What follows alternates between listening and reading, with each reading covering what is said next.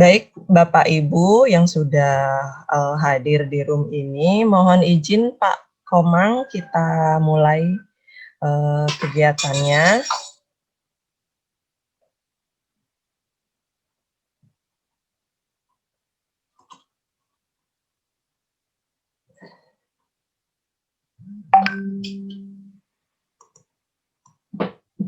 Oke. Oke, silakan Bu, silakan mulai. Oke, Bapak Suksema. Baik, kita akan mulai nih Bapak Ibu kegiatannya sambil menunggu juga rekan-rekan mungkin yang masih ada kegiatan lain juga, karena pagi memang jadwal kita mengajar sebagian besar nih. Oke, kita akan mulai. Om Swastiastu, Assalamualaikum warahmatullahi wabarakatuh, salam sejahtera, namo buddhaya, salam kebajikan, dan rahayu. Selamat datang untuk Bapak Ibu guru hebat yang tergabung dalam MGMP Matematika SMA Kota Denpasar. Perkenalkan saya Ika Desi Budiarti, yang tepatnya saat ini saya bertugas di SMA Negeri 2 Abian Semal. Nah, mungkin sebagian dari Bapak Ibu kita sudah ketemu kalau kurang lebih sebulan yang lalu ya di kegiatan MGMP ini juga. Nah, kalau di pertemuan sebelumnya saya sendiri, nah sekarang saya sudah ditemani nih oleh dua orang pemateri yang saya rasa juga sebagian besar dari Bapak Ibu sudah kenal. Yang pertama adalah Bapak Iwayan Suarme yang bertugas di SMK Pariwisata Triatma Jaya Dalung, dan yang kedua adalah Bapak Imade Agus Suputrayase yang bertugas di SMA Negeri 2 Kuta. Nah, kebetulan kami bertiga di sini adalah sahabat Rumah Belajar Bali tahun 2020. Jadi saya menghubungi Bapak Komang kurang lebih seminggu yang lalu meminta izin apakah kami diizinkan untuk berbagi di kegiatan MGMP Kota Denpasar. Nah, mungkin saya coba bagikan dulu. Sebentar. Oke, semoga terlihat nih. Jadi Bapak Ibu, kami ingin mengenalkan dulu, mungkin sebagian besar juga sudah kenal ya, apa sih itu Sahabat Rumah Belajar. Jadi kami ini adalah Sahabat Rumah Belajar Bali tahun 2020 yang telah lolos atau telah mengikuti kegiatan pembatik, bukan pembatik Bali, tapi pembatik nasional yang diadakan oleh Pusat Data dan Informasi Kementerian Pendidikan Republik Indonesia. Jadi setiap tahun ini rutin setiap tahun dan setiap jenjangnya, jika Bapak Ibu ingin mendapatkan sertifikat 32 jam itu sangat gampang sekali, karena di setiap jenjang sudah adalah bentuk BIMTEK yang bersifat 32 jam. Jadi di sini dari level 1-nya adalah ada level literasi, kemudian level 2-nya ada level implementasi, dan level 3-nya ada level kreasi. Dan sekarang kami ada 30 orang sahabat Rumah Belajar Bali yang ada di level berbagi. Jadi kami ada di level 4, itu sebanyak 30 orang. Dan 3 diantaranya saat ini saya, Agus, dan Suarme ingin berbagi bersama Bapak Ibu terkait pembelajaran berbasis TIK dan portal Rumah Belajar.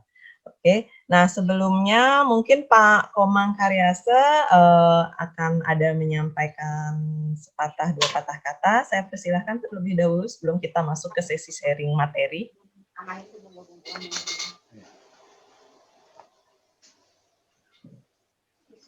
Ya, Om Swastiastu. Swastiastu. Assalamualaikum warahmatullahi wabarakatuh. Salam sejahtera untuk kita semua. Namo buddhaya, salam kebajikan. Semoga semuanya kami temui dalam keadaan sehat dan berbahagia. Di kegiatan MGMP Matematika sebenarnya rutin ada kegiatan. Kita terus mengadakan kerjasama juga. Kebetulan saat ini sibuk semua, jadi kalau ada dari BRB silakan terus nanti kita bisa kerjasama untuk memacu dan memberikan atau berbagi ilmu bagaimana membuat pembelajaran yang baik dan sebagainya. Walaupun situasinya seperti ini, jadi kalau di MGP Matematika semangatnya mungkin kurang ya. Dari sekian kali saya mengadakan kegiatan, baik kerjasama dengan Telkomsel maupun kegiatan dengan narasumber yang lain itu biasanya sedikit pendataan pesertanya. Nah, untuk itu silakan mulai langsung ya. Terima kasih. Saya akhiri dengan para Santi. Om Santi, Santi, Santi. Oke, terima kasih Bapak. Terima kasih. Ini dukungan yang sangat besar sekali bagi kami untuk menuntaskan program kerja kami di kegiatan berbagi ini. Dengan fasilitasi rekan-rekan juga dan Bapak juga sebagai selaku dari MGMP Matematika Kota Denpasar. Baik, sekarang kita akan masuk ke sesi sharing materi. Yang pertama, Pak Wayan Suarmo atau Agus? Saya dulu, Bu Ita. Oke, baik. Yang pertama adalah Pak Wayan Suarmo dengan materi pengenalan fitur-fitur rumah belajar yang bisa kita gunakan sebagai bentuk salah satu inovasi pembelajaran bersama anak-anak. Oke, kepada Bapak Wayan saya persilahkan.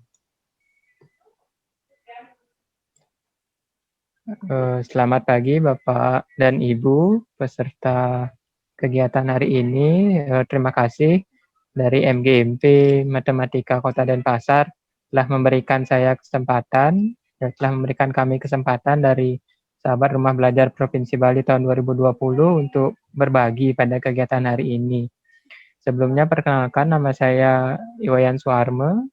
Saat ini tugas di SMK Pariwisata Triatma Jaya Badung. Lokasinya ada di Dalung gitu. Tapi dulu saya SMA-nya di Denpasar, di SMA Negeri 4 Denpasar. Dan sekarang saya lihat ini teman sekelas saya waktu SMA ada di sini, Bapak Ibu guru saya waktu SMA di sini. Hadir juga dalam kegiatan hari ini, rasanya bahagia sekali. Dulu saya jadi murid gitu ya, sekarang saya bisa jadi bisa berbagi bersama teman-teman, bersama guru-guru SMA saya dalam kegiatan webinar hari ini. Jadi seperti yang disampaikan oleh Ibu Ika Desi Budiarti, saya adalah salah satu orang yang beruntung masuk ke dalam 30 besar pembatik Bali tahun 2020. Jadi itu katanya pesertanya 70 ribuan, kemudian di Bali sudah tersisa 30 orang lagi yang akan nanti dipilih satu orang yang akan mewakili Bali sebagai Duta Rumah Belajar Nasional gitu ya. Kalau saya sendiri sih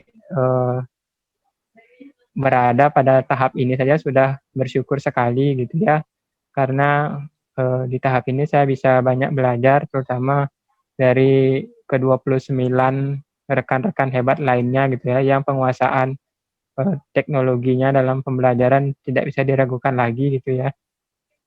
Jadi pada kegiatan kali ini saya akan membawakan materi tentang pengenalan rumah belajar, karena menjadi tanggung jawab kami. Mungkin Bapak atau Ibu sudah ada yang tahu, tapi kita coba akan lihat dari sisi matematikanya nanti. Mungkin ada yang bisa Bapak atau Ibu gunakan dalam kegiatan pembelajaran di kelas. Saya mohon izin share screen.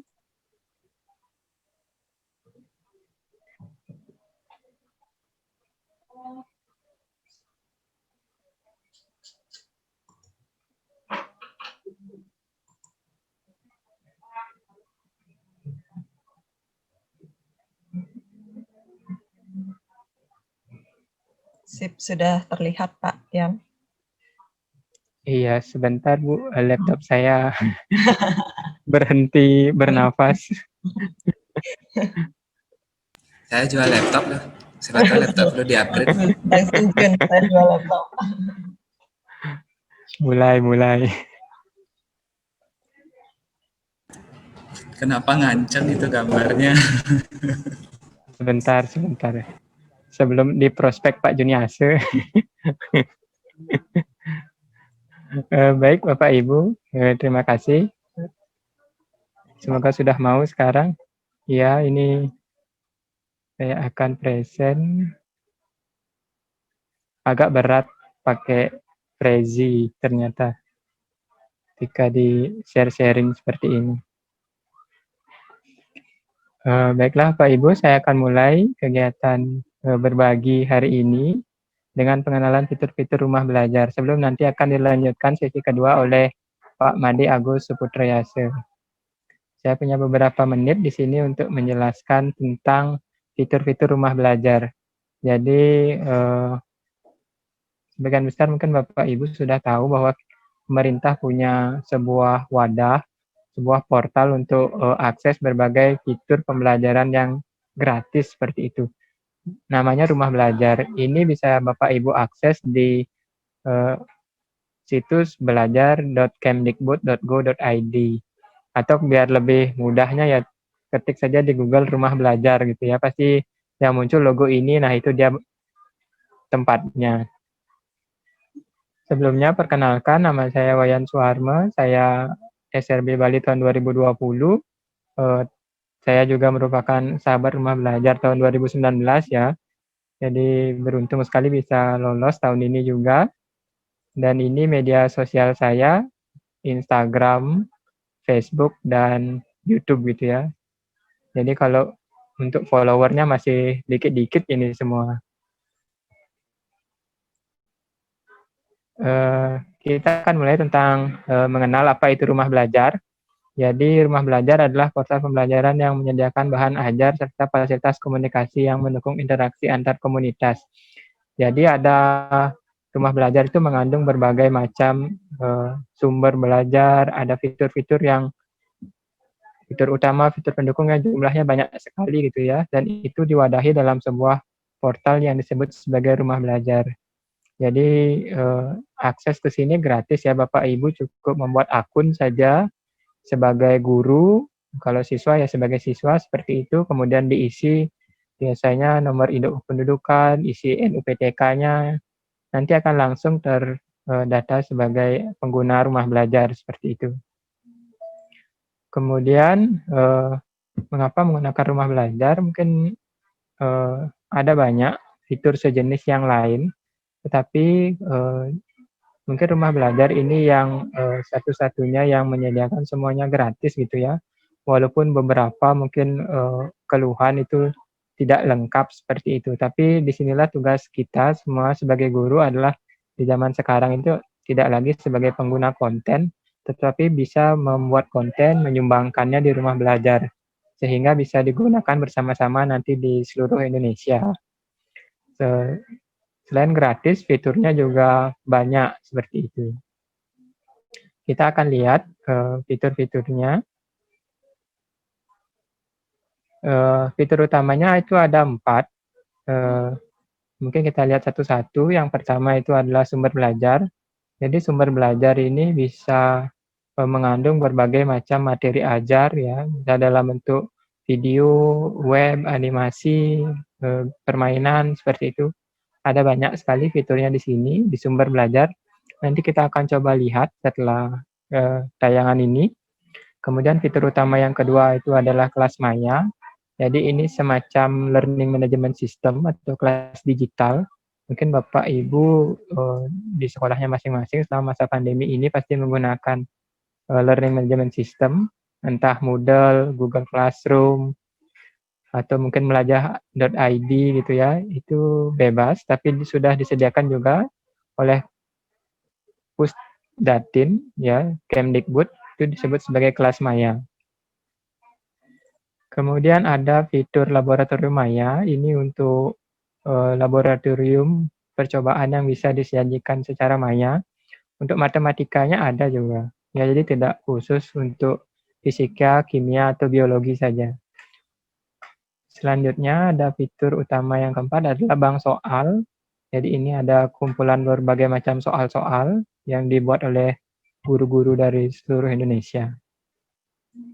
Selain itu, selain 4 fitur utama ini, juga nanti ada fitur, nggak kelihatan ini ya, fitur pendukungnya itu ya. Ini saya stop sharing dulu.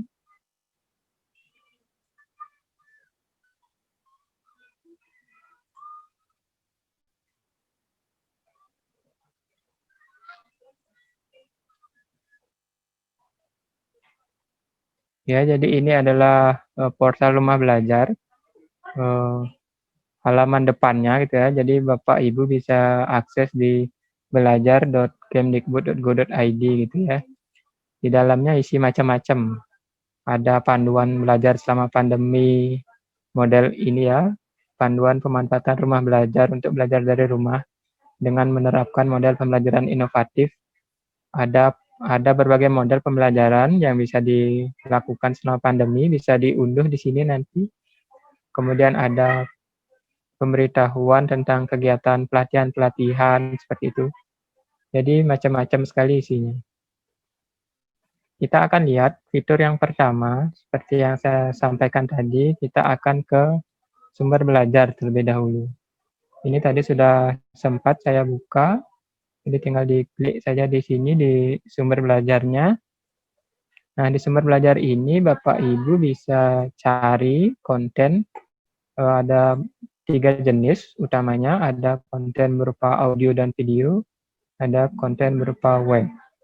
Ya, jadi audio, video, dan web. Bisa dicari misalnya untuk matematika tingkat SMA gitu ya. Di sini ada navigasinya. Misalnya kita akan cari yang untuk SMA, mata pelajaran matematika.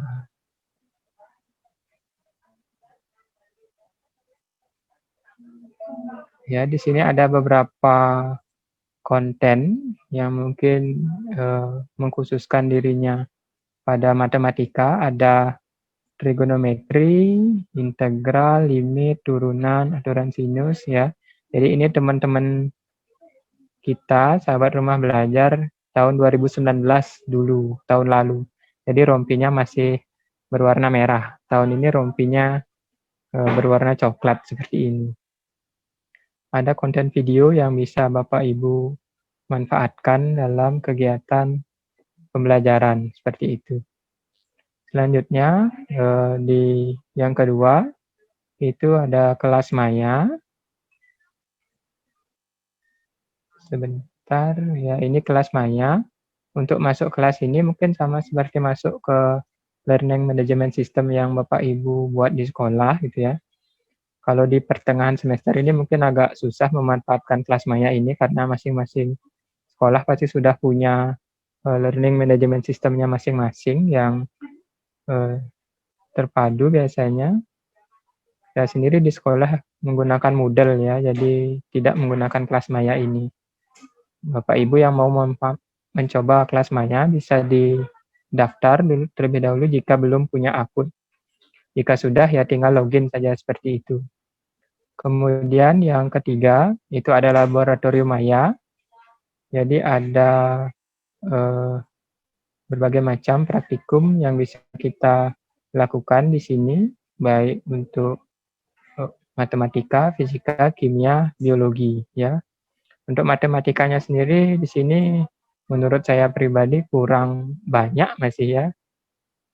Jadi nanti jika Bapak Ibu mengikuti kegiatan pembatik, di sini pasti akan lebih banyak kita punya sumber belajar untuk di laboratorium maya. Di sini ada materi di kategori matematika itu ada grafik fungsi kuadrat, ada hubungan sudut pusat dan sudut keliling. Ini SMP ya, bukan SMA, sama garis lurus juga SMP, dan luas 4 juga SMP gitu ya. Kita mungkin coba ke grafik persamaan kuadratnya terlebih dahulu. Ini saja yang rasanya cocok untuk di SMA gitu ya.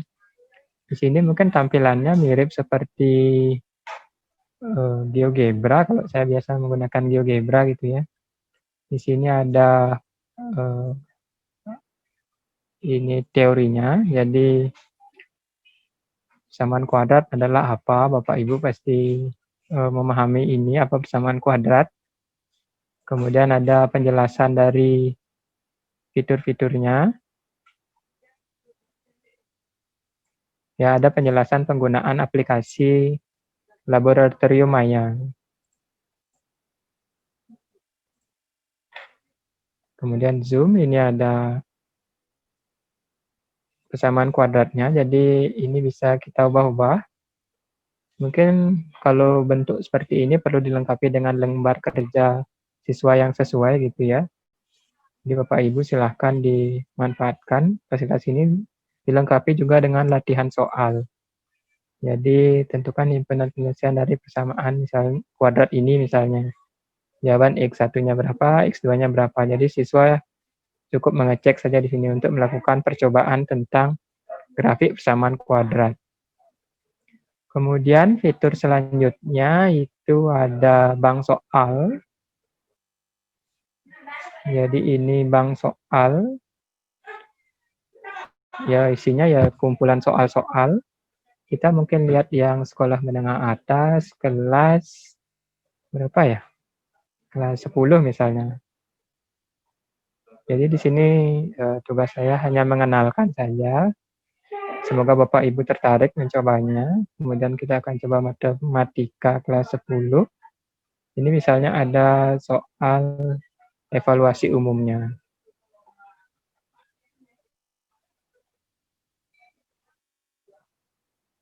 Ya.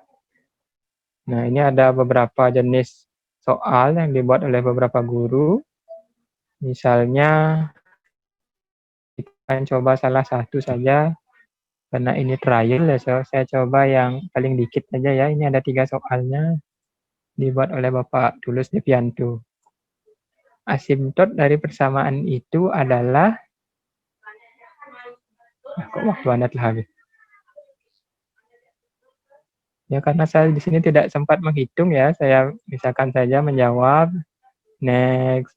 Untuk sederhana dari itu, ya misalkan jawabannya A, ini ya misalkan itu next. Ya nanti jadi Bapak Ibu bisa memberikan penugasan ini kepada siswanya gitu ya. Dan kita coba, keberuntungan saya ternyata saya betul cuma 2. Masih perlu belajar matematika saya. Selanjutnya itu fitur-fitur utama dari rumah belajar, kemudian fitur pendukungnya. Ini jadi tidak mengkhususkan di matematika saja. Ada peta budaya, ada buku sekolah elektronik, ada wahana jelajah angkasa, ada karya bahasa dan sastra, ada pengembangan profesian berkelanjutan, ada edu game. Jadi saya mau tutup dulu ini. Ya, kita akan coba buka satu-satu fitur-fiturnya. Kita akan ke peta budaya terlebih dahulu. Ya, mungkin saya sebentar saja di sini karena fokus kita akan ke matematikanya. Maaf, masih sedikit loading. Jadi peta budayanya seperti ini. Ini mungkin cocok untuk pelajaran sosial gitu ya. Bisa melihat ke budaya yang ada di Bali, tinggal diklik di Balinya. Jadi kelihatan beberapa materi yang sudah disiapkan di peta budaya ini. Kemudian di buku sekolah elektronik. Ya, sebagaimana yang Bapak Ibu tahu, kita bisa mendownload ribuan buku yang sesuai di sini. Ya, cari saja yang matematika, SMA gitu ya. Di sini sudah disediakan, Bapak Ibu tinggal mendownload saja. Mana ini buku matematikanya?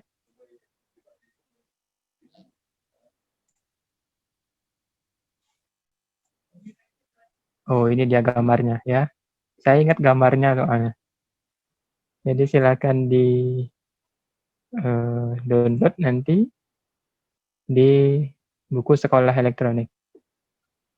Ada juga untuk mata pelajaran lainnya. Selanjutnya di ini wahana jelajah luar angkasa ya. Ini mungkin cocok untuk pelajaran astronomi ini. Melihat berbagai macam planet-planet seperti itu ya. Selanjutnya kita ke karya bahasa dan sastra. Ini cocok untuk pelajaran bahasa. Ya, ada puisi, ada cerita, banyak di sini. Saya lewati saja. Kemudian ini adalah simpatik, Sistem Informasi Manajemen Pelatihan Berbasis TIK. Jadi ini saya mengikuti kegiatan pembatik ini dengan mendaftar di web ini ya. Jadi Bapak Ibu bisa dari ke portal ke pengembangan keprofesian berkelanjutan.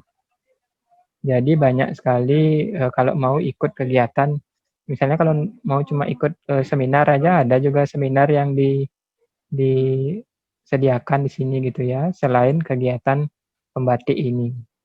Jadi selain tutor rumah belajar ini ada juga beberapa webinar-webinar, mungkin Bapak Ibu perlu sertifikat gitu ya, 32 jam misalnya. Kalau saya sendiri sih guru swasta tidak terlalu penting sertifikat-sertifikat ini gitu ya. Tapi pengalamannya yang saya dapatkan cukup banyak, terutama ketemu rekan-rekan yang luar biasa seperti itu. Kemudian terakhir fitur tambahannya itu adalah disebut sebagai edu game. Di sini ada berbagai macam game, khususnya mungkin kita coba yang matematika gitu ya. Mana ya? Ini mungkin ya. Tapi ini tidak untuk SMK, maaf, tidak untuk SMA. Ini hanya contohnya, ini untuk SD kelas 2. Apa ini? Perkalian dan pembagian. Jadi misalkan kita bermain, ya ini seperti permainan perkalian, siswa cukup menjawab di sini hasil jawabannya, seperti itu. Misalnya 5 kali 10, 50 ya. Ya, tembak. Aku nggak mau deh. Jadi silakan nanti dilihat lengkap daftar permainannya di sini, Bapak Ibu semua. Kemudian selain itu, portal Rumah Belajar juga menyediakan sumber belajar lainnya. Yang sering saya gunakan itu biasanya TV edukasi. Ya, bisa diklik di sini tautannya.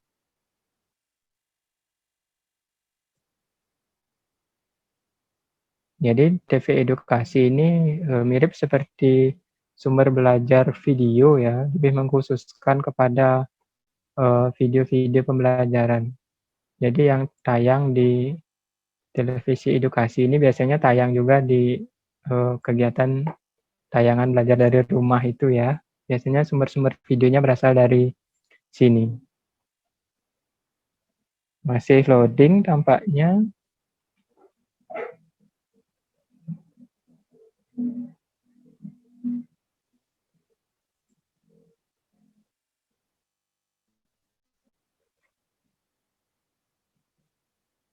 Ya, jadi ini ada video-video yang bisa Bapak Ibu gunakan untuk menambah materi kegiatan pembelajaran di kelas gitu ya.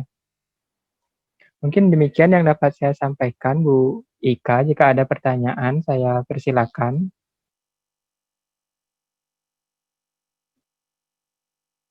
Oke, baik, itu tadi penjelasan dari Pak Wayan mengenai fitur-fitur dari rumah belajar. Belum semuanya sekali, tapi saya yakin Bapak Ibu bisa yakin akan mengeksplor karena banyak fitur yang bisa kita manfaatkan dalam pembelajaran. Walaupun kita di tingkat SMA ya, misalnya kayak edu game nggak apa-apa, diajak aja anak-anak untuk sekedar refresh, seperti itu bisa dimanfaatkan fitur edu game. Kemudian ada TV edukasi juga, ada M edukasi juga sebenarnya, cuman karena kalau M edukasi itu harus berupa APK dia. Jadi saya lihat kayak yang di M edukasi itu ada tentang trigonometrinya dia lengkap. Nah, nanti Bapak Ibu silahkan di-explore tentang portal-portal rumah belajar, atau jika ada kesulitan atau jika ada yang ingin ditanyakan, silahkan sampaikan kepada kami. Nah, untuk sekarang bisa pertanyaan disampaikan dulu di fitur chat, atau nanti jika ingin bertanya secara langsung, kita nanti di akhir saya akan persilahkan Bapak Ibu untuk bertanya secara langsung. Oke. Nah, baik, yang kedua, saya persilahkan kepada Pak Agus untuk menyampaikan materi tentang pemanfaatan infografik dalam pembelajaran. Pak Agus sudah siap?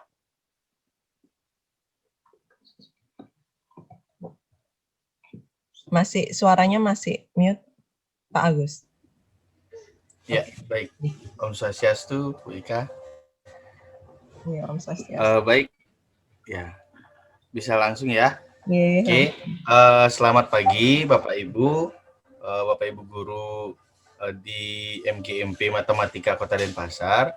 Sebelumnya saya ucapkan terima kasih kepada Bapak Komang Karyase yang sudah memberikan kesempatan kepada saya. Sebentar.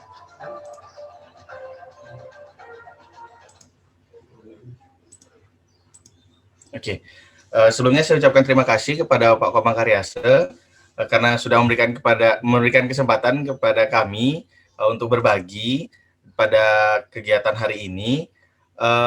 Saya mohon izin untuk share screen.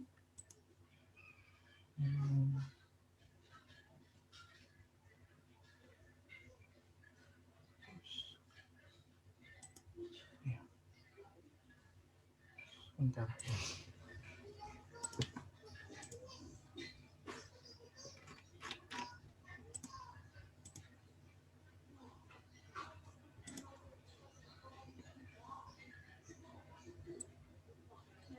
Oke, apakah sudah terlihat share screen saya? Sudah, Pak Gus. Oke, baik. Di sini ini adalah ini namanya ini websitenya itu adalah canva.com. Mungkin ada Bapak Ibu yang sudah mengenal atau sudah pernah menggunakan Canva. Canva ini salah satu website yang menyediakan fitur-fitur untuk pembuatan desain grafis. Nah, di sini saya ingin berbagi informasi terkait dengan infografik untuk pembelajaran. Sebentar, saya tampilkan dulu. Oke, baik. Ini infografik untuk pembelajaran dengan Canva. Sebelumnya izinkan saya dulu untuk memperkenalkan diri. Ini sekilas tentang saya. Jadi nama lengkap saya Imadi Agus Suputrayasa. Saya mengajar di SMA Negeri 2 Kuta. Kemudian saya lahir dan besar di Denpasar. Jadi kalau dilihat pendidikan saya dari SD, itu di SD 5 Padang Sambian, SMP-nya di SMP Negeri 2 Denpasar, kemudian SMA-nya di SMA Negeri 4 Denpasar, kemudian kuliahnya di Universitas Pendidikan Ganesha untuk S1 dan S2-nya, kemudian tahun kemarin saya menyelesaikan pendidikan profesi guru dalam jabatan di Universitas Mataram. Mungkin di sini Bapak Ibu juga ada yang alumni juga ya dari Universitas Pendidikan Ganesha. Jadi ada kakak kelas saya juga yang saya lihat ada di sini di room. Nah, ini untuk pengalaman saya untuk mengikuti diklat. Saya mengikuti diklat pembatik itu dari tahun 2018. Jadi berawal dari level 1, level 2, dan level 3. Kemudian tahun 2019 juga saya ikut, hanya saja terhenti di level 3 karena kebetulan jadwalnya berbarengan dengan kegiatan PPG dalam jabatan. Sehingga saya lebih memilih untuk mengikuti kegiatan PPG dalam jabatan. Nah, pada tahun ini, tahun 2020, saya berkesempatan lagi untuk ikut. Tetapi saya tidak dari level 1, tapi saya langsung mengikuti di level 3 karena di tahun sebelumnya saya sudah menyelesaikan level 1 dan level 2. Dan sebuah keberuntungan buat saya terpilih menjadi salah satu dari 30 sahabat rumah belajar tahun 2020. Kalau untuk prestasi, ya saya sebenarnya ya guru biasa, tapi istilahnya guru biasa yang masih mencoba untuk belajar dan mencoba keluar dari zona nyaman. Jadi kalau prestasi masih belum banyak prestasi. Bisa dibilang sahabat rumah belajar 2020 ini sebagai prestasi yang cukup berarti bagi perjalanan karir saya sebagai seorang guru. Untuk pengalaman berorganisasi ya seperti ini. Kemudian kalau pandangan hidup saya kira-kira seperti inilah ya. Jadi kesuksesan itu buah dari proses yang dilalui dengan penuh kesabaran dan kerja keras, seperti layaknya ulat yang bermetamorfosis menjadi kupu-kupu. Jadi saya menyadari kalau proses pasti dengan adanya proses kita pasti akan terus belajar lah ya untuk mengisi diri. Nah, seperti itu. Nah, ini sosial media saya, ada Instagram, ada YouTube, ada Facebook, ini ada blog, dan juga ini ada email saya. Mungkin nanti bisa kita berkomunikasi nanti di media sosial ya Bapak Ibu ya. Oke, itu sedikit dari saya. Nah, kita ke materi. Apa itu infografis atau apa itu infografik? Nah, jadi infografik itu berasal dari kata bahasa Inggris yang merupakan singkatan dari information dan grafik. Nah, yang artinya itu adalah bentuk visualisasi data yang menyampaikan informasi kompleks kepada pembaca agar dapat dipahami yang dengan lebih mudah dan cepat. Nah, ini adalah salah satu contoh infografik yang dibuat atau yang di-share oleh Pusdatin Kemdikbud berkaitan dengan bantuan kuota internet ya. Nah, seperti ini. Jadi ada grafiknya dan ada informasinya seperti ini. Di mana hal informasi yang kompleks kita bisa sajikan dalam bentuk infografik sehingga lebih mudah untuk dipahami dan cepat untuk dipahami. Seperti itu. Nah, apa itu infografis? Kalau misalnya kita melihat dari Wikipedia, infografik atau infografik itu adalah visual grafis yang berisikan informasi, data, atau pengetahuan yang bertujuan untuk mengedukasi hal-hal kompleks untuk pembaca dengan cepat dan jelas. Infografik dalam bidang pendidikan itu dikenal dengan namanya edografik, yaitu metode penyampaian informasi dalam hal pengetahuan melalui desain komunikasi visual yang menarik, atraktif, dan interaktif. Nah, pada dasarnya sebenarnya infografis ini bukan hal yang baru. Di awal tahun 2010-2011 itu sudah ada infografis, hanya saja belum terlalu populer seperti sekarang. Nah, mengapa infografik? Pada dasarnya kalau kita mencermati otak manusia itu dari zaman dahulu itu sudah biasa dengan penyajian berbagai macam informasi menggunakan visual. Kita bisa lihat di zaman purba, jadi di dinding-dinding goa itu kan mereka sering membuat gambar atau lukisan-lukisan sebagai cara mereka untuk memvisualisasikan kehidupan mereka di zaman itu. Nah, di mana menurut penelitian pun banyak menyampaikan bahwa informasi yang ditangkap secara visual itu dia akan diproses sekaligus oleh otak. Beda dengan informasi yang disampaikan via teks. Jadi, kalau misalkan ada teks dan gambar itu lebih cepat untuk bisa dipahami ketimbang hanya berupa teks saja. Nah, manfaat infografik. Nah, ini ada beberapa infografik manfaatnya. Yang pertama, informasi rumit menjadi enak dipandang. Kemudian pembaca langsung mengetahui inti pembahasan infografis. Kemudian meningkatkan efektivitas pemasaran secara digital. Kemudian mampu meningkatkan minat pembaca. Kemudian infografis lebih terpercaya dan profesional. Kemudian infografis lebih mudah untuk diingat. Dan yang terakhir mampu berkembang menjadi data yang viral.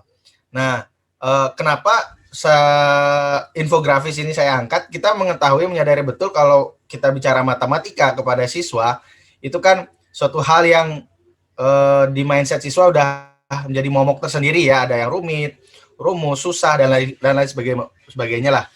Istilahnya untuk meningkatkan minat siswa untuk belajar ataupun membaca konten matematika itu menjadi PR tersendiri bagi kita kalau sebagai seorang guru.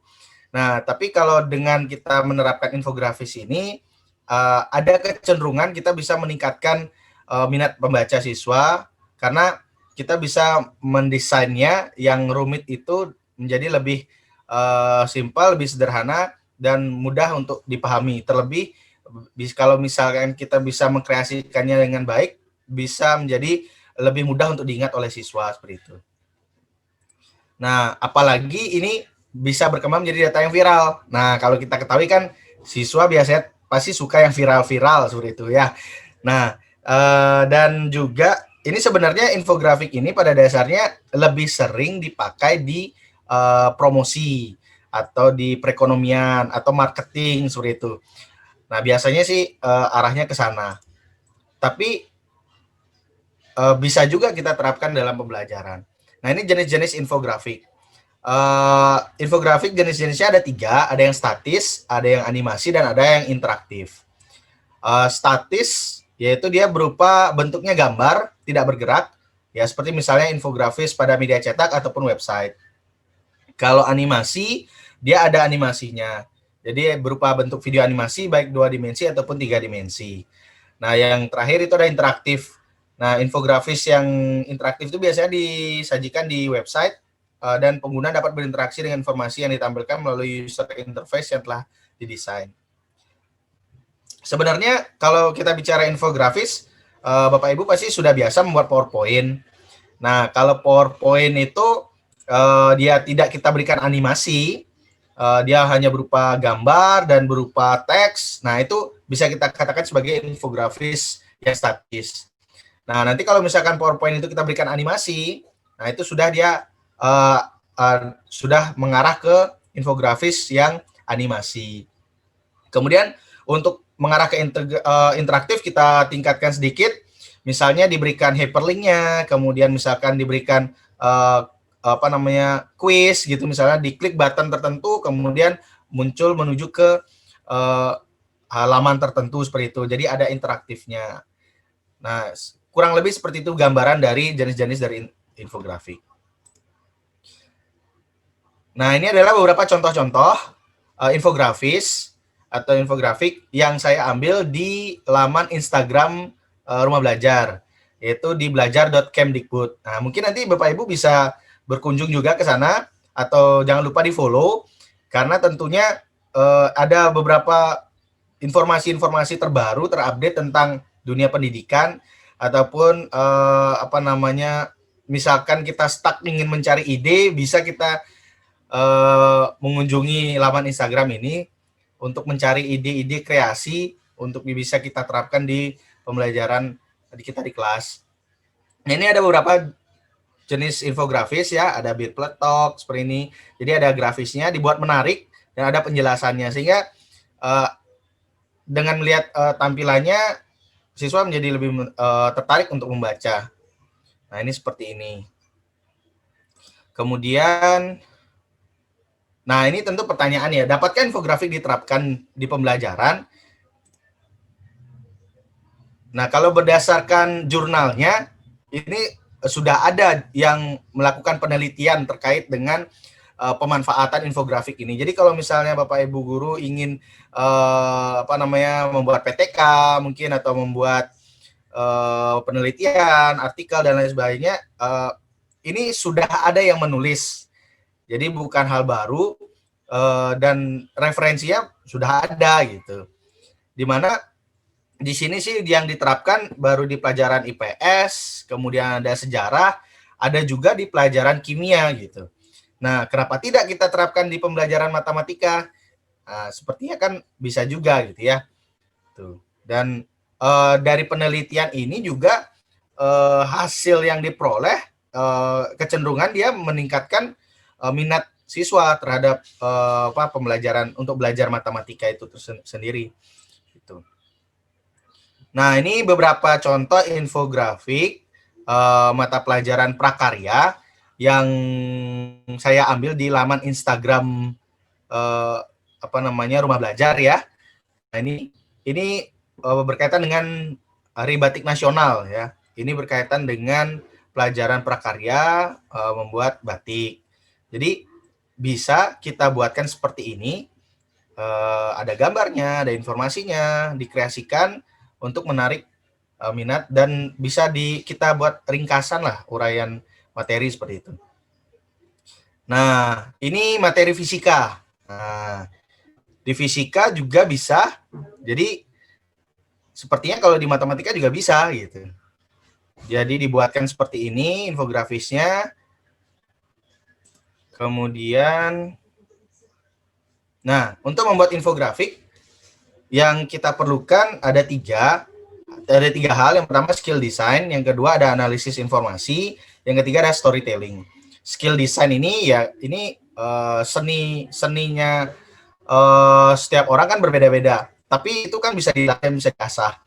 Saya rasa Bapak Ibu guru juga punya kemampuan untuk melakukan desain seperti ini gitu.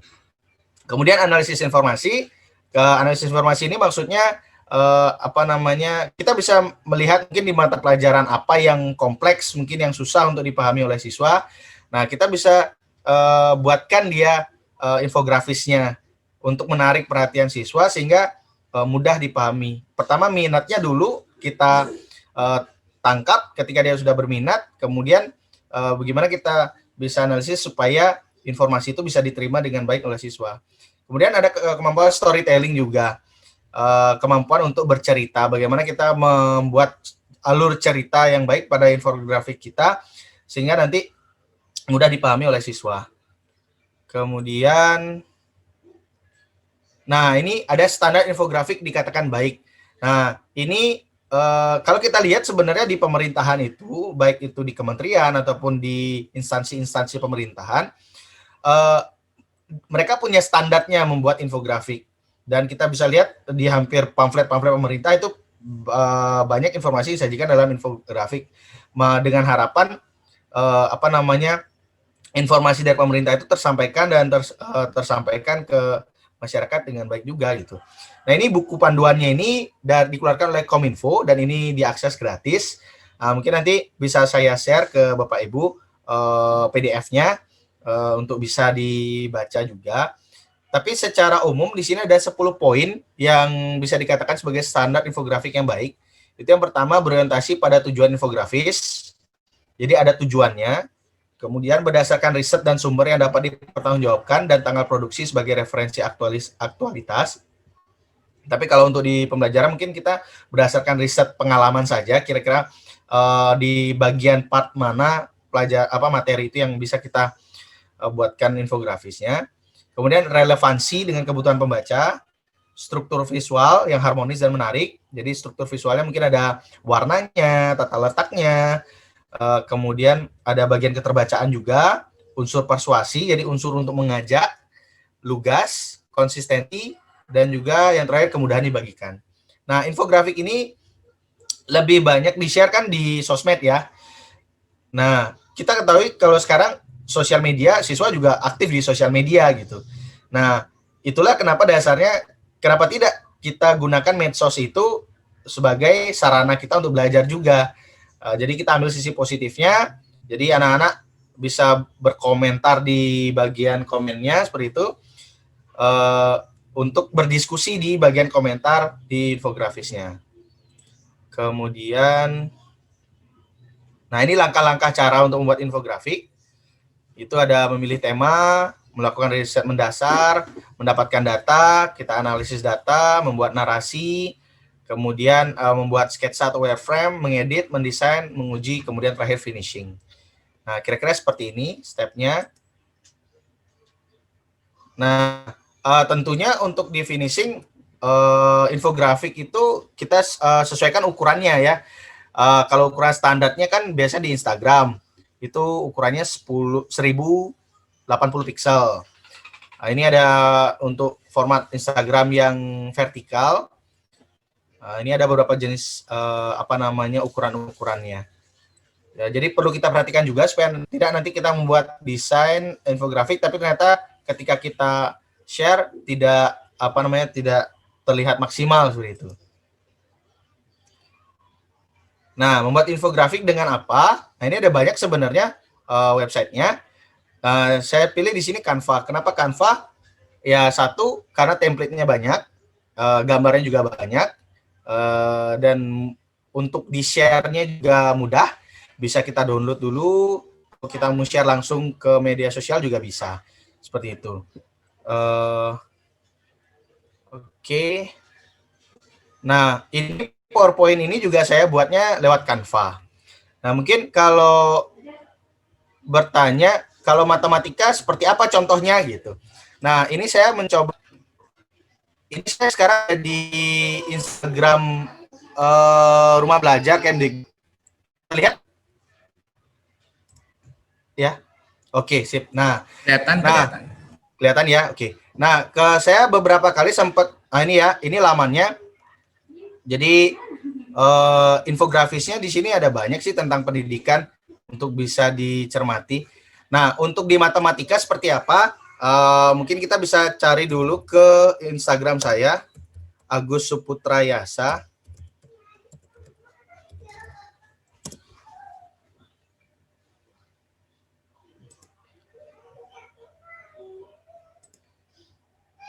Oke. Nah, saya sempat membuat infografis tentang tabel distribusi frekuensi. Nah, seperti ini.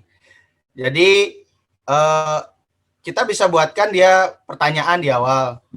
Statistika menyajikan data. Bagaimana? Ini kan kalau misalkan dia berupa datanya yang 20, N-nya 20 kan masih bisa kita buatkan tabel data berkelompok seperti ini. Nah, ini kan mudah.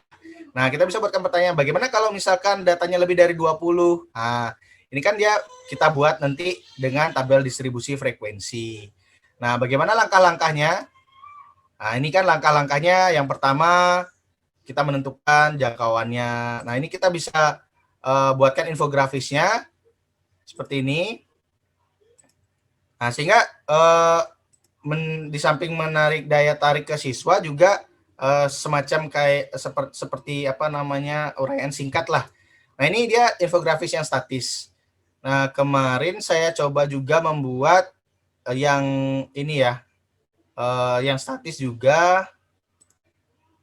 Nah, ini tentang mencari median. Nah, sahabat, tahukah sahabat median itu apa? Nah, ini kita bisa buatkan ininya, infografisnya seperti ini. Nah, langkah-langkahnya. Oke, nah, ini yang statisnya. Nah, ini yang dinamisnya.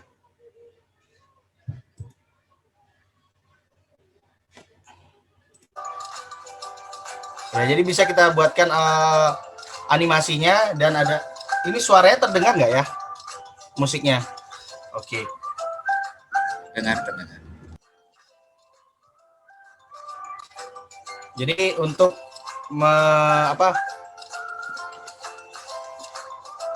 membuat daya tarik lah ya ke siswa seperti ini.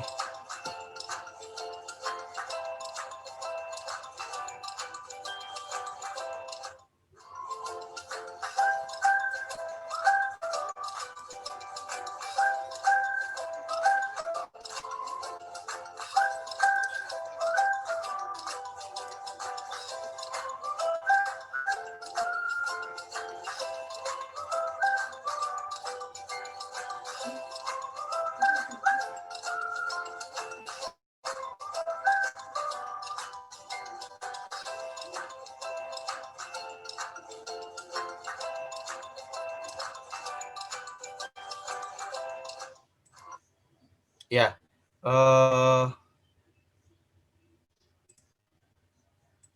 oke. Nah, seperti itu contohnya yang bisa saya sampaikan. Nah, untuk bagaimana cara membuatnya, oke, mungkin bisa saya ilustrasikan sedikit untuk membuat Canva-nya di sini.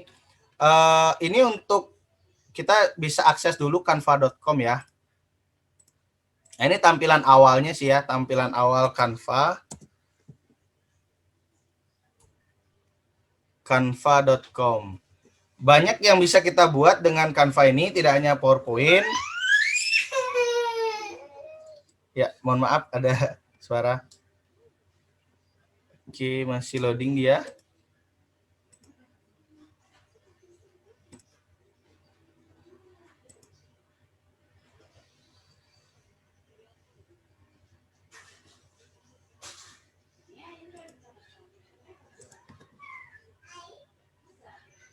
Masih loading ya. Oke ya ini. Nah, di Canva ini dia ada apa namanya template-template desainnya. Baik itu kiriman Instagram, poster, logo, cerita Instagram, ada presentasi pendidikan juga. Jadi kalau misalnya jika kita misalnya ingin membuat suatu desain, infografis, misalkan untuk kita share di Instagram, kita tinggal pilih aja yang kiriman Instagram ini. Nanti ukurannya sudah nanti menyesuaikan dia. Misalkan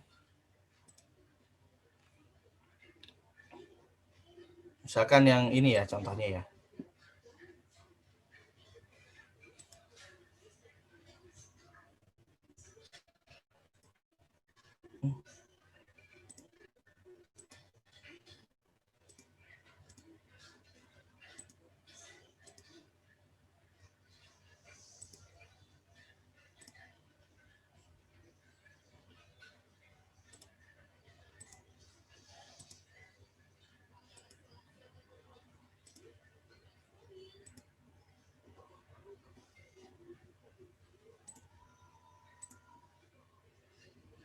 Oke, nah ini fitur-fiturnya. Jadi Screen-nya hilang Pak Agus. Share screen-nya hilang. Sebentar. Saya ulang ya.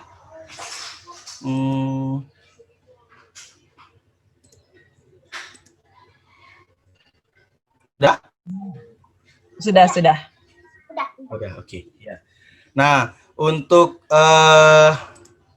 ininya di sini ada template, ada unggahan, foto, elemen, teks, musik, video. Dan juga ada latar di sini. Nah, di Canva ini gratis, tapi juga ada yang berbayar. Kalau yang berbayar itu yang ada crown-crownnya ini, atau misalkan yang ada watermark Canva-nya, nah itu dia berbayar dia. Jadi kalau misalkan kita download, nanti ada charge-nya. Tapi bisa kita antisipasi, jadi kalau ada watermark Canva-nya, kita ganti aja dengan elemen yang lain gitu. Di sini misalkan kita ingin membuat template-nya banyak. Di sini ada template-nya, ada kiriman Instagram, kita tinggal pilih. Jadi tinggal pilih, kemudian kita bisa manfaatkan template-template itu, tinggal mengedit ininya, fontnya, atau misalkan gambarnya kita ganti seperti itu.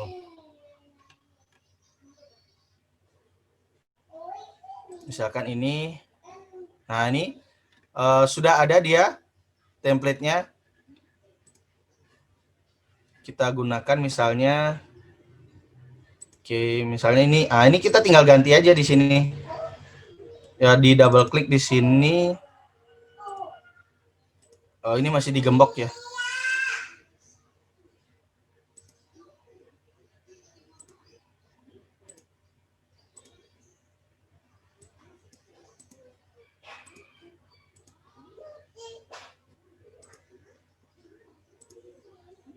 Oke, mungkin bisa pakai yang lain aja. Misalnya ini untuk menambahkan halaman baru. Oke, misalnya kita tambahkan foto. Nah, di sini banyak dia ada fotonya. Misalkan mau statistika gitu misalnya, kita tambahkan fotonya di sini.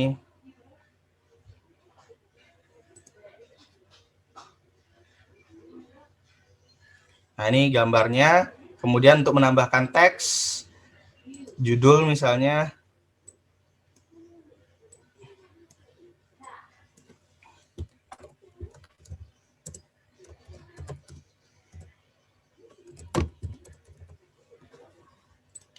Oke, seperti ini. Untuk jenis ininya juga ada yang disediakan template untuk menarik lagi. Jadi kita tinggal pakai, terus nanti kita ganti. Untuk menambahkan elemen, ini di sini ada banyak elemen yang disediakan. Ini ada elemen unggulan, ya seperti ini.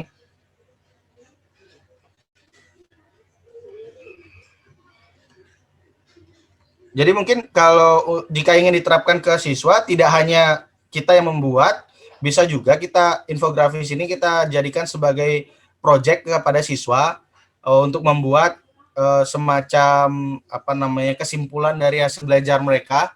Jadi mereka membuatkan sebuah infografis yang mereka kemas sebagai bentuk hasil belajar mereka,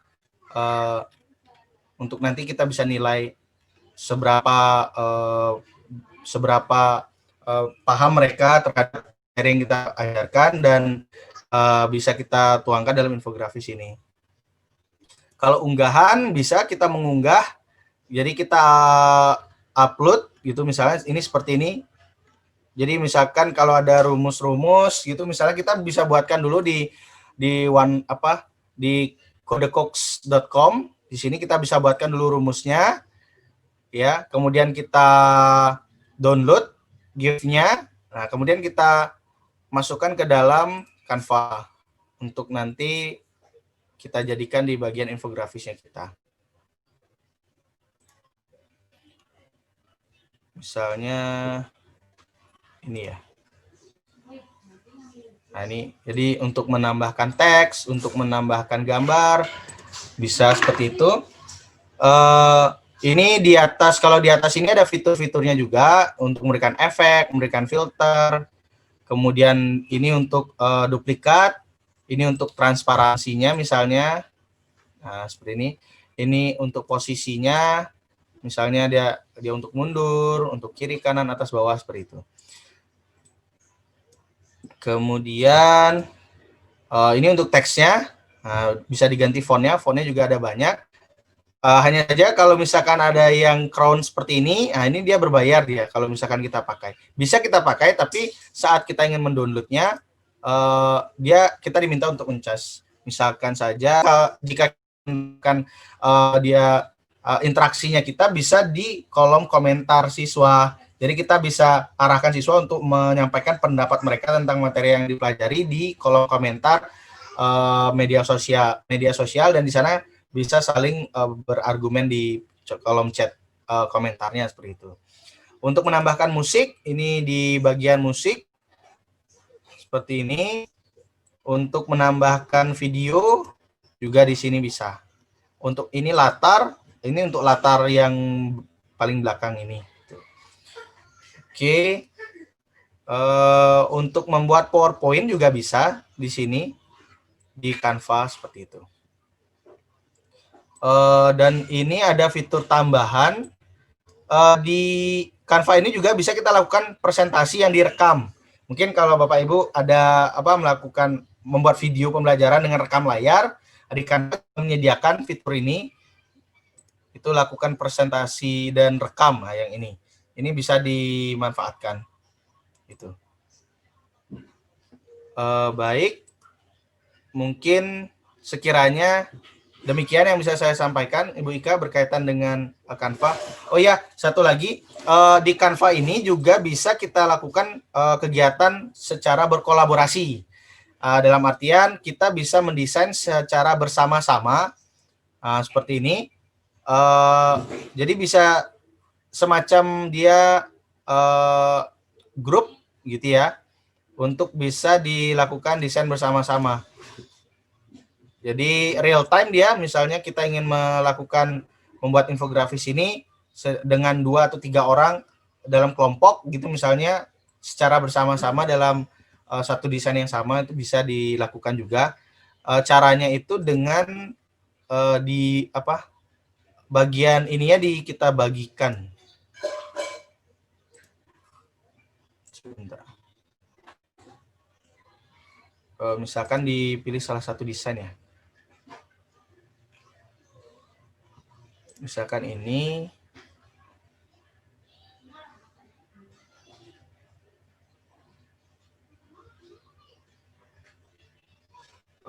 Oke. Nah, ini ada bagian dibagikan ini. Nah, di saat klik bagikan,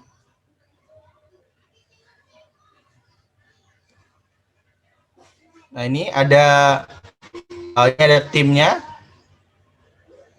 Kemudian ini kita ganti, apakah hanya melihat saja ataukah dapat mengedit. Jika kita ingin membuatnya bersama-sama, berkolaborasi, bisa kita pilih dapat mengedit yang ini. Kalau hanya ingin dilihat saja, pilih yang ini. Seperti itu. Nah, untuk di-share linknya bisa juga, nanti ini diklik salin tautannya, tapi ini kita ubah dulu, dapat mengedit, baru kemudian kita salin tautan, baru kita share nanti ke anak-anak, ke siswa. Oke, ya kira-kira seperti itu yang bisa saya sampaikan, Ibu Ika, terkait dengan infografis dalam pembelajaran. Oke. Mungkin nanti bisa lebih kita perbanyak di diskusi. Oke, baik Bapak Ibu guru matematika yang tergabung dalam MGMP Matematika SMA Kota Denpasar. Jadi demikian tadi penjelasan tentang fitur-fitur rumah belajar dari Bapak Wayan Suwarmo dan pemanfaatan infografik dalam pembelajaran dari Bapak Made Agus Suputrayase. Saya persilahkan kepada Bapak Ibu jika ada yang memiliki pertanyaan bisa raise hand, ditekan tombol raise hand-nya untuk bertanya langsung atau mengetik pertanyaan di kolom chat. Oke, ini saya coba. Silahkan jika ada yang mau bertanya. Oke, ini Pak Jun sudah raise hand. Saya persilahkan Pak Jun langsung di unmute saja. Om Swastiastu. Halo, tes. Sampun. Masuk? Oh ya. Swastiastu Pak Jun.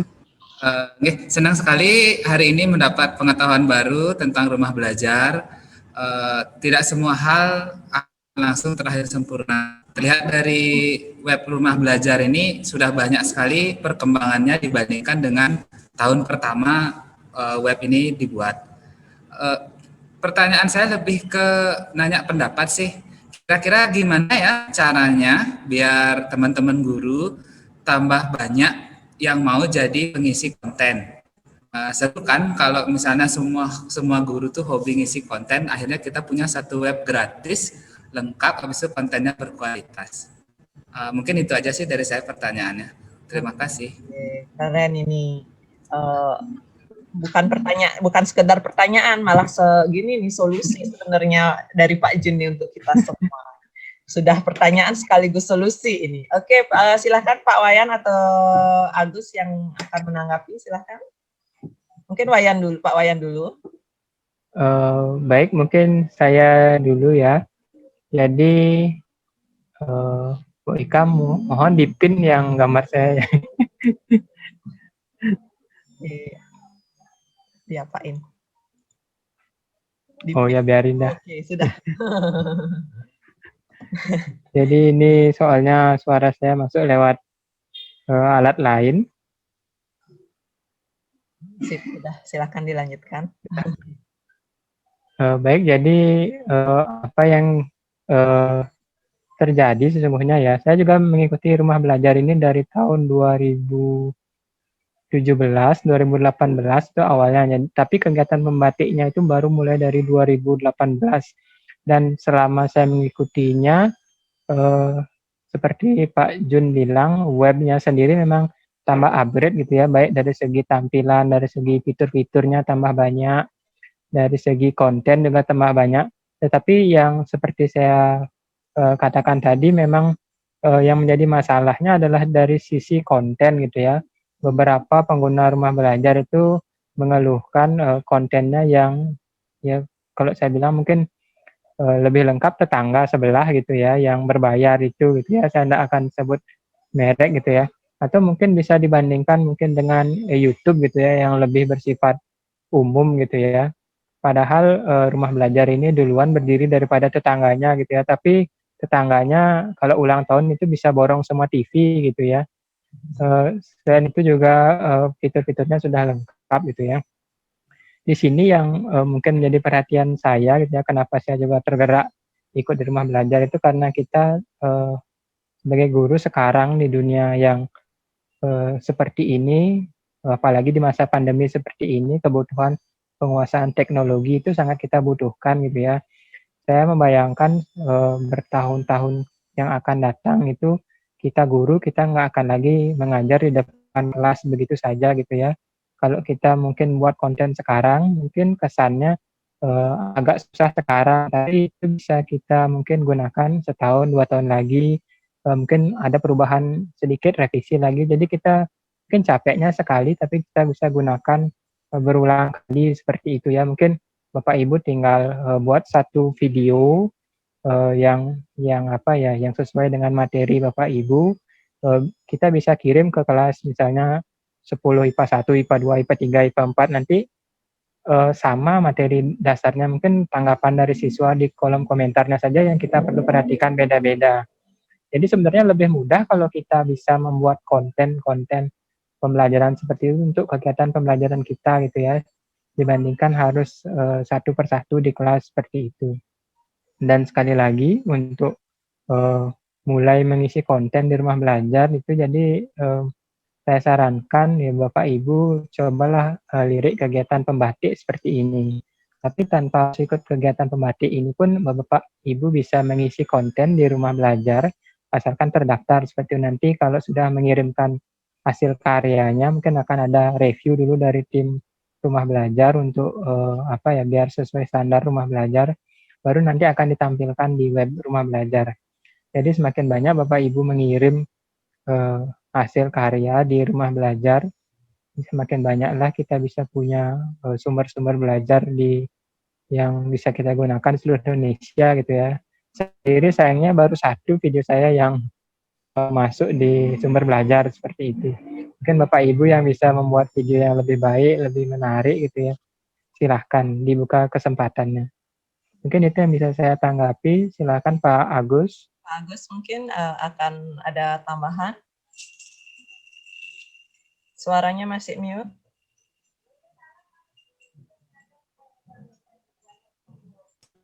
Oke, jadi memang menjadi tantangan tersendiri ya bagi kita ya. Saya sebenarnya dari tahun 2018 ikut kegiatan pembatik ini, itu terngiang oleh pernyataan dari Pak Gogot. Saat itu Pak Gogot itu adalah Ketua Pustekom, yang sekarang namanya Pusdatin. Ya, mereka Pak Gogot menyampaikan kalau di dunia maya itu kan lebih banyak konten lebih banyak konten non pendidikan lah istilahnya, non pembelajaran.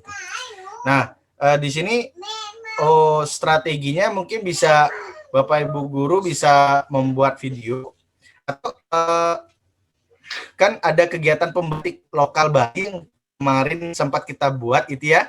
Nah, itu adalah salah satu cara sebenarnya. Makanya saya sangat berterima kasih sekali pada Dinas Provinsi Bali karena telah mengadakan kegiatan tersebut, sehingga itu bisa kita jadikan sebagai titik balik lah. Dengan banyaknya ada list video yang sudah dibuat oleh teman-teman Bapak Ibu guru di Bali, dan itu dibuatnya per KD, walaupun mungkin per KD itu sama seperti saya misalnya kemarin membuat video tentang matriks transformasi geometri, itu masih yang bagian translasi yang baru sempat saya buat. Nah, mungkin di situ kita bisa saling berkolaborasi di sini dengan teman-teman Bapak Ibu guru di MGMP Matematika untuk kita bisa bersama-sama melengkapi video itu, sehingga nanti kita bisa manfaatkan tidak hanya untuk sekarang di masa pandemi, tapi nanti untuk seterusnya gitu. Istilahnya untuk motivasinya, kalau saya sih dari tahun 2018 itu dengan mendengar penyampaian dari Pak Gogot, saya tergerak untuk membuat video pembelajaran. Makanya lahir channel YouTube saya, itu Agus Suputra Yasa. Nah, itu dari tahun 2018, 2 tahun sampai sekarang, saya tetap aja di jalur saya gitu. Walaupun mungkin ada beberapa teman ngapain buat video gitu, tapi saya tetap, dan terasa sekarang di masa pandemi ya syukur video saya juga digunakan, walaupun video itu channelnya masih banyak sekali sebenarnya kekurangan, masih banyak juga salah-salah seperti itu. Apalagi dengan katalis sebagai pandemi ini sebagai katalisatornya, mudah-mudahan lebih banyak lagi guru yang membuat video pembelajaran. Jadi kita bisa saling share, dan seperti yang disampaikan oleh Pak Suharmo tadi, kenapa tidak kita kirimkan ke rumah belajar, karena gratis ya di situ ya. Saya pun mencoba untuk membuat konten, karena saya tahun 2000 tapi video saya masih belum standarnya rumah belajar. Karena kalau standar rumah belajar itu ada kita ya, seperti yang kita buat di pembatik lokal Bali itulah, seperti itu. Tapi tidak hanya video sih, kalau menurut saya konten pembelajaran tidak harus di video, bisa juga kita buat konten yang lain yang bisa bermanfaat juga untuk siswa. Kira-kira seperti itu, Jun. Ya. Oke, jadi mungkin bisa saya tambahkan juga Bapak Ibu, rumah belajar itu adalah dari kita untuk kita sebenarnya. Jadi apa isinya yang di dalam rumah belajar itu kita bisa mengisinya juga. Tidak harus Bapak Ibu menjadi sahabat rumah belajar dulu, tidak harus Bapak Ibu mengikuti kegiatan pembatik dulu. Sepanjang Bapak Ibu sudah menguasai cara membuat video sesuai standarnya rumah belajar, nanti bagaimana standar rumah belajar bisa dibaca di portal rumah belajar, ada di sana keterangan standarnya, kemudian harus isi apanya, harus berapa durasinya, itu sudah dijelaskan secara detail di sana, tidak boleh mengandung apa, itu juga sudah dijelaskan. Sepanjang kita sudah bisa memenuhi standar-standar itu, ayo bisa kok kita mengajukannya diunggah ke rumah belajar. Karena saya berpikir seperti ini, yang bisa menikmati video kita itu tidak hanya anak-anak kita, tapi seluruh anak-anak Indonesia. Itu kan jalan dharmanya kita, saya anggapkan itu jalan dharmanya kita. Jadi kita apa videonya kita itu bisa digunakan tidak hanya di skup kecil, di skup luas loh video kita itu bisa digunakan seperti itu. Kebetulan untuk saat ini saya pun sama masih seperti Pak Wayan Suwarmo, video saya itu baru 1 aja yang lolos quality control dan saat ini sedang dalam proses juga, sedang dalam proses penyusunan video yang akan segera saya unggah di rumah belajar juga. Dan mungkin ini bisa kita jadwalkan juga bersama, mungkin setahun sekali berapa video bisa kita sumbangkan ke rumah belajar seperti itu. Jadi saya ingin mengajak Bapak Ibu guru semua, ayo kita sama-sama mengisi rumah belajar seperti itu. Oke, silahkan. Mungkin ada rumah belajar. Ayo silahkan, ada yang ingin bertanya lagi. Saya juga sudah menampilkan link presensi, Bapak Ibu mohon diisi di kolom chat, sudah saya tampilkan link presensinya, bisa diisi juga nggih. Ya, silakan Bapak Ibu yang lain, jika ada pertanyaan bisa raise hand atau langsung dibuka mute-nya, kita diskusi di sini. Apakah masih ada pertanyaan? Jika tidak ada pertanyaan, kita masuk ke sesi apa, Pak Wayan, De Agus? Quiz? Kita quiz ya, boleh? Boleh kita quiz. Terakhir saya akan ada penjelasan sedikit, ada titipan ini dari pihak Pusdatin dan yang partner kerjanya Pusdatin nanti, tapi setelah quiz ya, biar nggak nyambung, biar nggak nyampur. Oke, baik. Kita quiz? Bisa. Oke, baiklah. Saya yang pandu ya untuk kuisnya. Semoga mau ini. Karena tidak ada pertanyaan. Oke. Sudah terlihatkah? Oke, Bapak Ibu, saya harapkan untuk akses quizzes.com. Nanti apa gininya, Kak Agus? Ya. Reward quiznya. Oke, reward quiznya nanti untuk yang juara 1 ya. Ya. Kita akan berikan Xiaomi Redmi Note 9 Pro. Kami akan kirimkan pulsa sebesar 50.000. Ya, dicari satu pemenang saja. Dicari satu pemenang. Mungkin bisa pinnya diganti, Bu Ika. Sebentar. Ini. Ya, tak sinyal Ibu mesti. Nih. Ini kode pin yang terbaru ini. Pin yang terbaru. Sorry. Sinyalnya saya nih agak gini. Kok itu kayak kuman-kuman sih, Bu? Iya, salah dia. Lagi nge-refresh dia kayak kuman-kuman. Berarti ada kuman dong. Kok dia Sebentar nih. Ya, oke, silakan. Di layar sudah saya tampilkan kuisnya. Baik Bapak Ibu, ayo kita kuis, kita adakan, kita ikuti kuisnya. Join myquizzes.com, masukkan kode 633985. Cepat.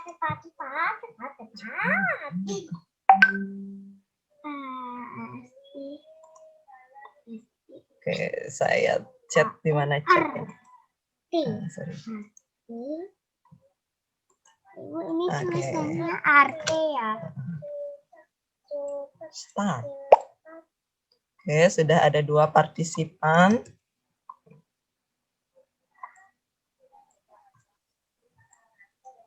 Link kuisnya bisa dikirim di chat aja, Mbak. Iya, Sebentar ya, sudah saya kirim. Oh, masih baru masuk. proses. Masih proses di saya.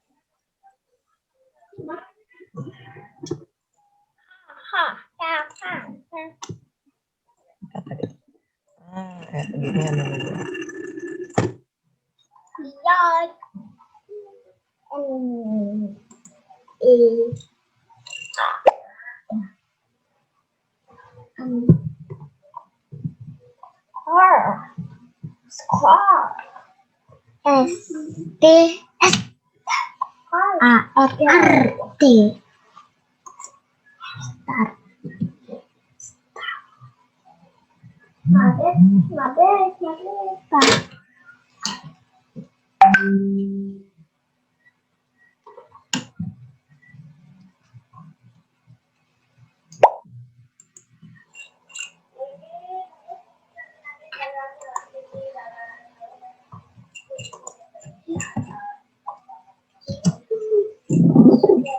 Oke, di ini juga sudah ada di chat, sudah saya kirimkan juga link kuisnya, sudah ada 5 orang.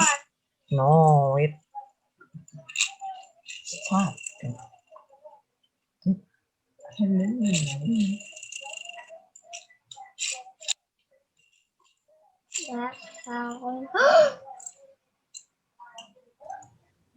Ayo Bapak Ibu, silahkan masuk ke kuisnya. Di kolom chat sudah saya tampilkan juga link join-nya, tinggal diklik saja. Dan kita tunggu biar berapa ini pesertanya tadi. 6, udah 6. Jadi kode kuisnya adalah 633985. Itu dia.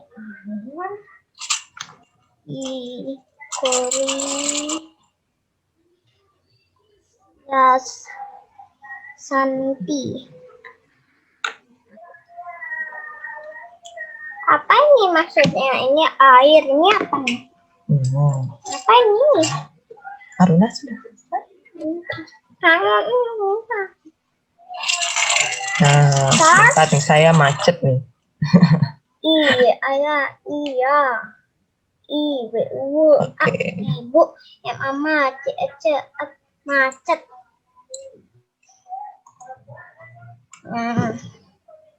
Ayo, silakan Bapak Ibu.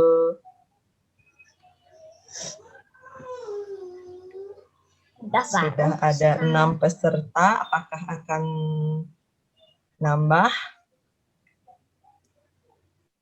Dari berapa ini pesertanya?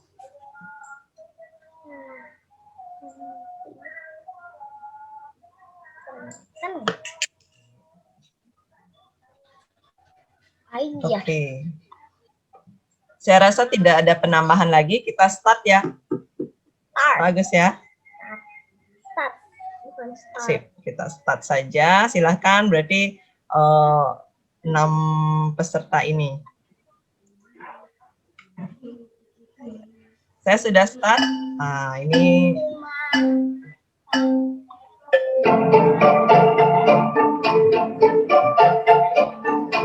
macet nih.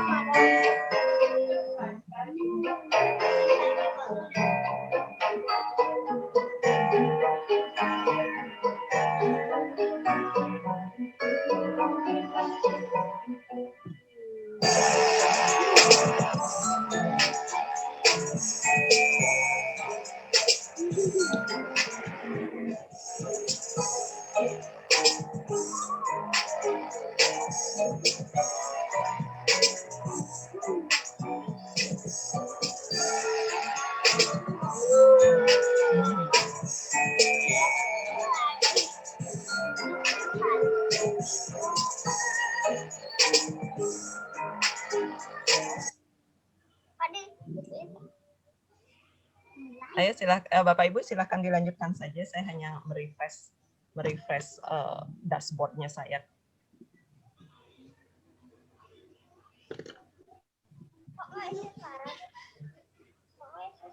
Ya, ini suaranya. Oke.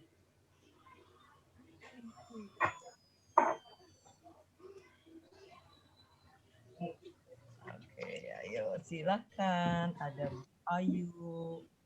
Ada. Wah, siapa ya ini ya yang akan jadi juara 1 ya? Saling mengejar ini. Ibu Ayu. Dan ini Bapak ya, Bapak Sukawijaya ya. Pak Putu Juniase saling salib dengan Pak Karyase, Pak Komang.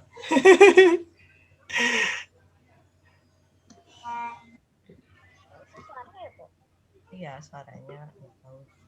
Ya, untuk saat ini masih memimpin Bapak Sukawijaya.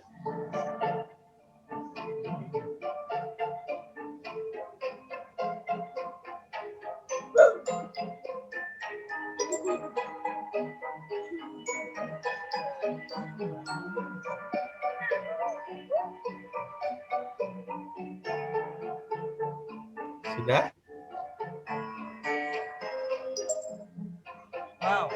Wow. Langsung menuju menyalip atas, langsung ini Ibu Santi ini luar biasa.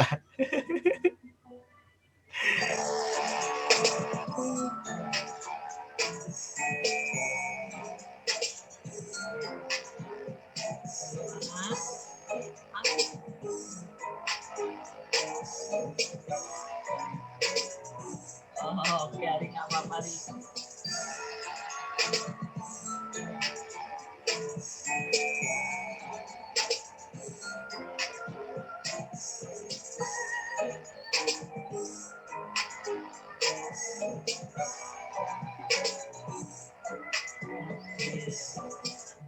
Saya rasa masih adakah?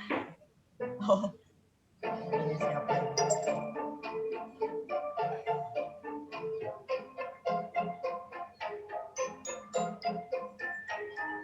itu. Masih adakah yang sedang bermain? Jika Itu tidak, peserta barunya siapa ya? Oh, ada tambahan peserta ya. Ada namanya nggak jelas.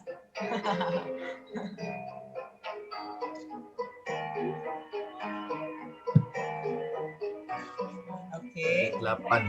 Saya rasa sih sudah hampir semua nih.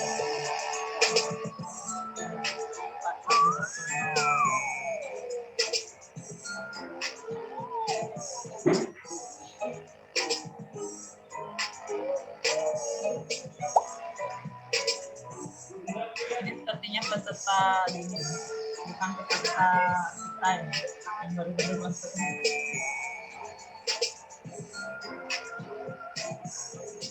Oke, saya add saja ya, sudah semua rasanya nih. Pak Diniaso sudah selesai menjawab itu. Jangannya N dulu,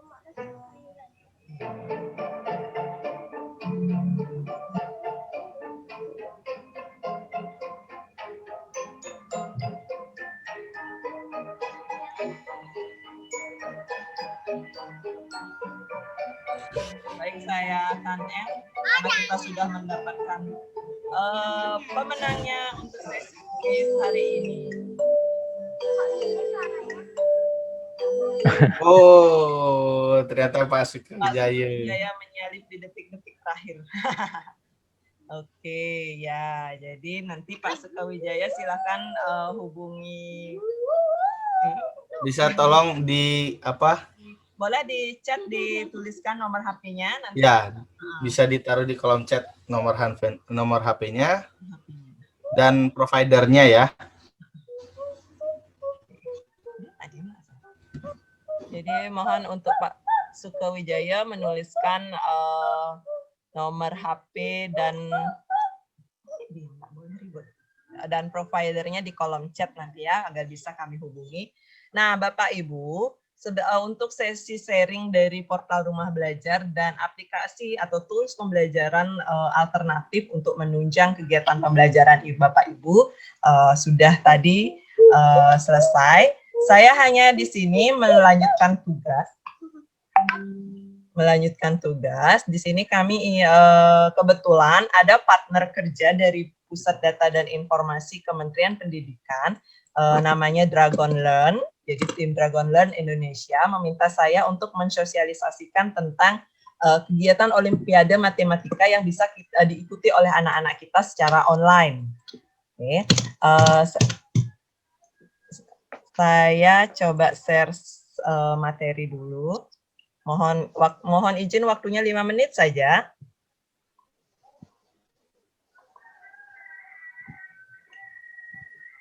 Oke, saya besarkan dulu. Semoga sudah terlihat nih. Jadi ada Olimpiade dari bridgesmart.com. Ini adalah, oke, mohon maaf nih, sinyalnya lagi main-main nih di saya. Sinyal bisa main? Kayak kita main. Oke. Jadi Bapak Ibu, ini ada informasi Olimpiade Matematika secara online yang bisa diikuti oleh siswa-siswi sekolah dari kelas 1 sampai 12. Ini Olimpiadenya itu berskala internasional ya. Jadi untuk babak latihannya itu ada babak latihan dan ada babak utama ya. Babak latihannya itu adalah dari 19 Oktober sampai 15 November 2020. Sedangkan nanti babak utamanya adalah 16 November sampai 20 Desember 2020. Nah, oke, ini penjelasan tentang Bridgesmart-nya. Mungkin nanti akan saya kirimkan lewat Pak Komang Karyase ya, biar Bapak Ibu bisa mengikuti atau bisa melihat alur pendaftarannya seperti apa. Nah, jadi kami akan ada sesi penjelasan langsung dari tim Dragon Learn, jadi dari tim Bridgesmart-nya. Saya mengundang Bapak Ibu sekalian untuk nanti hadir. Saya akan informasikan karena masih penyocokan jadwal antara jadwal saya dan tim Dragon Learn. Nanti saya akan informasikan menggunakan apa atau jamnya kapan, passcode-nya seperti apa. Nanti saya akan informasikan melalui Pak Komang Karyase atau Blimawe nanti, ya. Bagaimana untuk mendapat penjelasan langsung dari tim Dragon Learn seperti ini. Jadi soal-soalnya sangat menantang nih. Ini contoh soalnya, sebentar saya turunkan. Nah ini. Jadi model-model soalnya ada soal analisa. Oke, ada soal analisanya, ada hubungan spasialnya, aritmatikanya. Jadi model soalnya itu memang sudah sangat menantang untuk anak-anak kita. Ataupun jika Bapak Ibu ingin mencoba, ini saya sih saya kebetulan memang ngajak anak di rumah itu yang di Dragon Learn-nya. Jadi ada bentuk web ya, berbasis web di dragonlearn.org. Nah, di sana bentuk latihan-latihannya itu cocok untuk anak-anak kita belajar matematika. Oke, kalau untuk olimpiadenya adalah di bridgesmart.com-nya. Oke. Nah, jadi itu saja informasi awal saya tentang olimpiade online ini. Ini adalah salah satu kerjasama dari Pusdatin dengan partner kerja dari Pusdatin. Nah, oke. Nah, nanti seperti yang saya bilang tadi, informasi lebih lanjut akan saya infokan melalui Pak Komang Karyase tentang rencana penjelasan langsung dari tim Dragon Learn. Oke, demikian informasi tambahan dari saya. Mungkin Pak Komang Karyase akan ada menambahkan. Oke, terima kasih banyak sudah diberikan ilmu yang baru ini dan penyegaran. Terima kasih untuk Bu Ika Desi Budiarti, Pak Wayan Suwarme, Pak Made Agus Suputrayase, guru-guru yang hebat. Mudah-mudahan menular pada guru-guru matematika Sekolah Denpasar menjadi guru-guru yang hebat juga. Terima kasih juga bagi rekan-rekan Bapak Ibu yang sudah bisa hadir mengikuti telekonferensi ini atau Zoom meeting ini. Kalau bisa kami mohon nanti Bu Ika atau dari tim SRB kasih video tutorialnya ya, video tutorial, kemudian mungkin ada presentasinya bisa disampaikan bagi nanti rekan-rekan yang tidak sempat pada saat ini mengikuti, bisa kami berikan juga materi yang disampaikan hari ini. Juga video-video tentang pembelajaran, nanti kalau ada yang dibuat orang di share juga ya di linknya, nanti biar di subscribe dan di like. Mudah-mudahan nanti bisa bersatu saling subscribe, saling like, sehingga nanti kalau bisa Denpasar, kemudian anak-anak juga nanti bagaimana kita menyetingnya supaya semuanya bisa berjalan dengan lancar gitu. Terima kasih banyak sekali lagi dari tim SRB. Mudah-mudahan ke depan bisa terus kerjasama ya, nanti sewaktu-waktu kita ada waktu dan teman-teman memerlukan bisa kami menghubungi lagi dan mengadakan kegiatan seperti ini. Terima kasih banyak.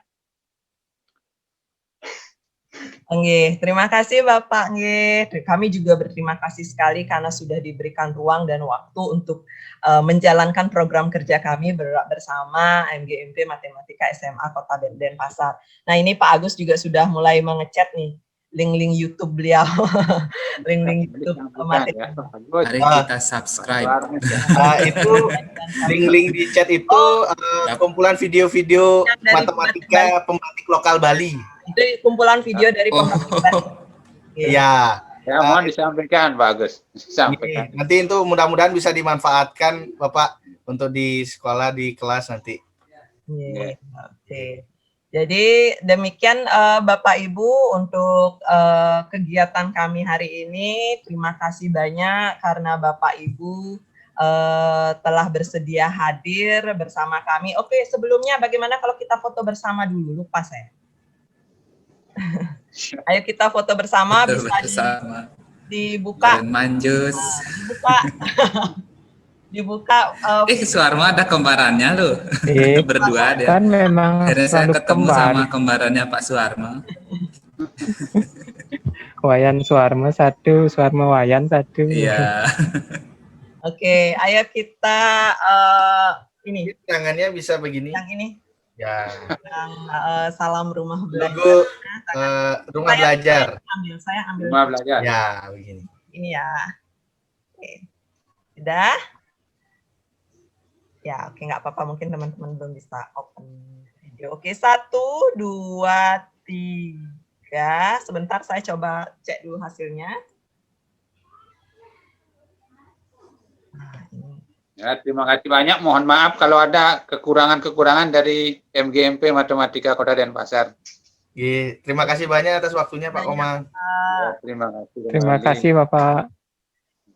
Baik Bapak Ibu, karena demikian tadi sudah kita akhiri dengan sesi foto bersama. Jika masih ada yang mau say hi dengan teman-teman yang dikenal, mungkin saya persilakan.